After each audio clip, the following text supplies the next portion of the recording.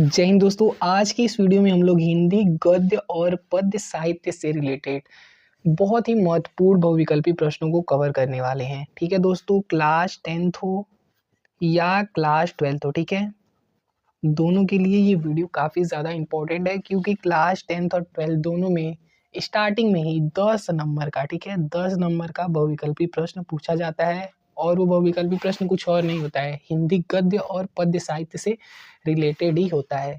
तो आइए क्वेश्चन देखते हैं। ठीक है, पहला क्वेश्चन है कि निंदा रस निबंध के रचनाकार हैं।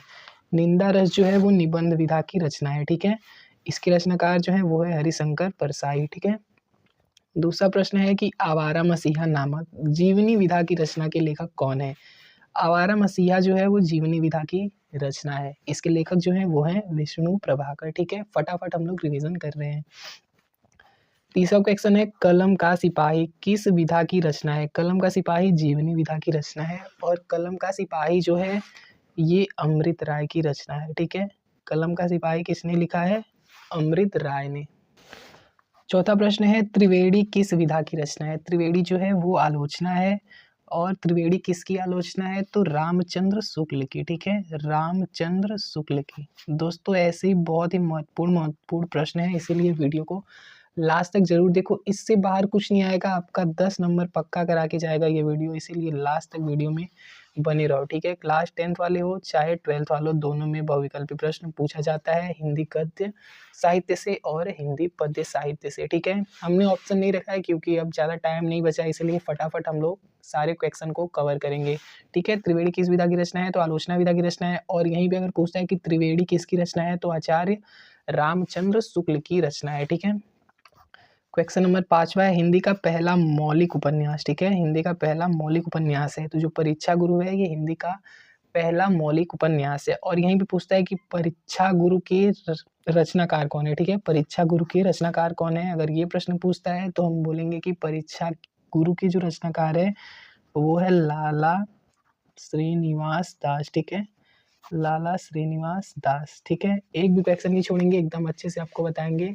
ठीक है, नेक्स्ट है संयोगिता स्वयंवर नाटक के लेखक है। संयोगिता स्वयंवर जो है उसकी विधा अगर पूछेगा तो आप लोग क्या बताएंगे कि नाटक विधा की रचना है। ठीक है, और संयोगिता स्वयंवर नाटक के लेखक कौन है, तो लाला श्रीनिवास दास है। ठीक है, नेक्स्ट देखेंगे मधुआ कहानी के रचनाकार है। मधुआ कहानी के रचनाकार हैं जयशंकर प्रसाद। आठवां प्रश्न है कि क्या भूलूं क्या याद करूं। दोस्तों हम फटाफट इसलिए पढ़ रहे हैं, ठीक है, क्योंकि अब टाइम नहीं बचा है, इसलिए फटाफट आप लोग रिवीजन करते रहिए। क्या भूलूं क्या याद करूं रचना विधा है। क्या भूलूं क्या याद करूं किस विधा की रचना है, तो आत्मकथा विधा की रचना है। और यहीं पे पूछता है कि क्या भूलूं क्या याद करूं के लेखक कौन है, तो क्या भूलूं क्या याद करूं के जो लेखक हैं वो है हरिवंश राय बच्चन। ठीक है, हरिवंश राय बच्चन। नेक्स्ट है चारुचंद्र लेख की विधा है। चारुचंद्र लेख की जो विधा है वो है उपन्यास। और चारुचंद्र लेख के जो लेखक हैं वो हैं आचार्य हजारी प्रसाद द्विवेदी। आचार्य हजारी प्रसाद द्विवेदी। ठीक है फ्रेंड्स,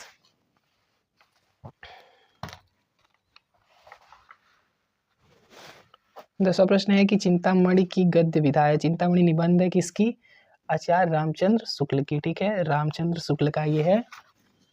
नेक्स्ट है मेरी असफलताएं आत्मकथाएं। मेरी सफलताएं आत्मकथा विधा की है, जिसके लेखक हैं बाबू गुलाब राय। नेक्स्ट है वोल्गा से गंगा। वोल्गा से गंगा कहानी संग्रह है, किसकी कहानी संग्रह है ये पूछ रहा है, तो राहुल सांस्कृत्यायन का कहानी संग्रह है वोल्गा से गंगा। आप लोग अच्छे से याद कर लेना। ठीक है फ्रेंड्स, काफी इंपॉर्टेंट क्वेश्चन है और सारे क्वेश्चन प्रीवियस ईयर के हैं। ठीक है, एक भी क्वेश्चन आप लोग मिस करके मत जाइएगा। पवित्रता निबंध के लेखक कौन है। पवित्रता किस विधा की रचना है, निबंध विधा की रचना है, जिसके लेखक है सरदार पूर्ण सिंह। ठीक है, सरदार पूर्ण सिंह इसके लेखक। नेक्स्ट है कि स्कंदगुप्त नाटक के लेखक कौन है, तो स्कंदगुप्त नाटक के लेखक जो है जयशंकर प्रसाद है। दोस्तों थोड़ा भी बकवास नहीं कर रहे हैं, सीधा टॉपिक पे बात कर रहे हैं, सीधा आप लोगों को आंसर बता रहे हैं ताकि आप लोगों का रिविजन अच्छे से हो जाए, क्योंकि अब टाइम नहीं बचा है। क्वेश्चन 15 है त्यागपत्र किस विधा की रचना है, तो त्यागपत्र जो है वो उपन्यास विधा की रचना है और त्यागपत्र के जो लेखक हैं वो हैं जैनेन्द्र कुमार। त्यागपत्र के लेखक कौन है, जैनेन्द्र कुमार। एक ही प्रश्न से हम दो तीन तीन प्रश्न को कवर कर रहे हैं। ठीक है, नेक्स्ट है कि हंस नामक पत्रिका के संपादक थे, तो मुंशी प्रेमचंद्र थे। नेक्स्ट है तट की खोज रचना है। तट की खोज रचना है हरिशंकर परसाई की। ओके फ्रेंड्स, तट की खोज की विधा है, तट की खोज की विधा है तो उपन्यास है। ओके, तट की खोज उपन्यास विधा की रचना है हरिशंकर परसाई की। ठीक है दोस्तों। नेक्स्ट है कल्पलता निबंध संग्रह है। कल्पलता निबंध विधा की रचना है जिसके लेखक है वासुदेव शरण अग्रवाल। ठीक है। 20वां प्रश्न है कि आदिकाल का अन्य नाम है। तो दोस्तों आदिकाल का अन्य नाम क्या क्या है? तो सिद्ध सामंत काल आदिकाल का नाम है। सिद्ध सामंत काल भी कहा जाता है आदिकाल को। आदिकाल को वीर गाथा काल भी कहा जाता है।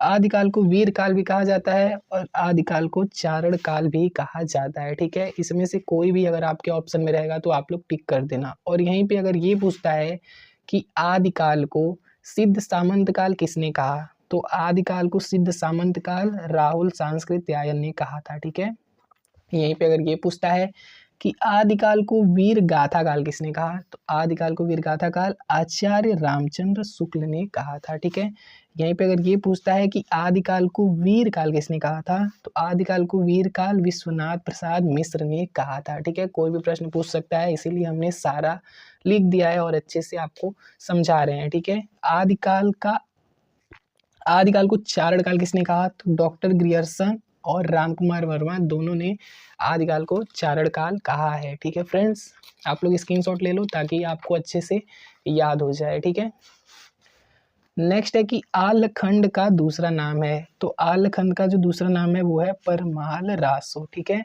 परमाल रासो किसके लेखक कौन है, तो जगनिक है। परमाल रासो के लेखक जगनिक हैं और परमाल रासो का अन्य नाम क्या है, आलखंड। ठीक है, नेक्स्ट है कि गोस्वामी तुलसीदास के बचपन का नाम था, तो राम बोला नाम था। ठीक है, नेक्स्ट है कि भक्ति काल का अन्य नाम है। भक्ति काल का अन्य नाम है पूर्व मध्यकाल। ठीक है, पूर्व मध्यकाल किसने कहा था, हजारी प्रसाद द्विवेदी ने कहा था। भक्ति काल को पूर्व मध्यकाल हजारी प्रसाद द्विवेदी ने कहा था और भक्ति काल नाम किसने दिया था, तो रामचंद्र शुक्ल ने दिया था। ठीक है दोस्तों,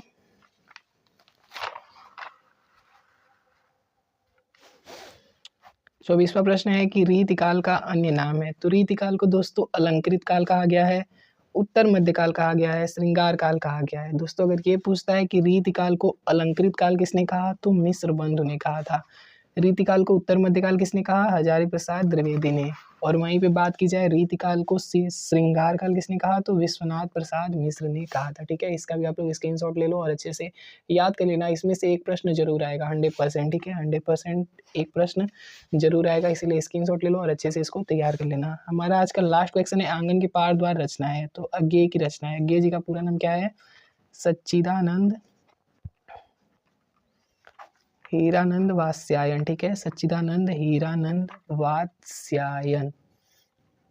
वात्स्यायन अज्ञेय। ठीक है, अज्ञेय का पूरा नाम है। ठीक है दोस्तों, आई होप ये वीडियो हेल्पफुल रही होगी और आपको अच्छे से समझ में आया होगा। थोड़ा भी हमने टाइम वेस्ट नहीं किया है, एकदम टॉपिक पे बात की है, आंसर फटाफट आपको बताए हैं। ठीक है, तो मिलते हैं किसी नेक्स्ट वीडियो में किसी नेक्स्ट टॉपिक के साथ।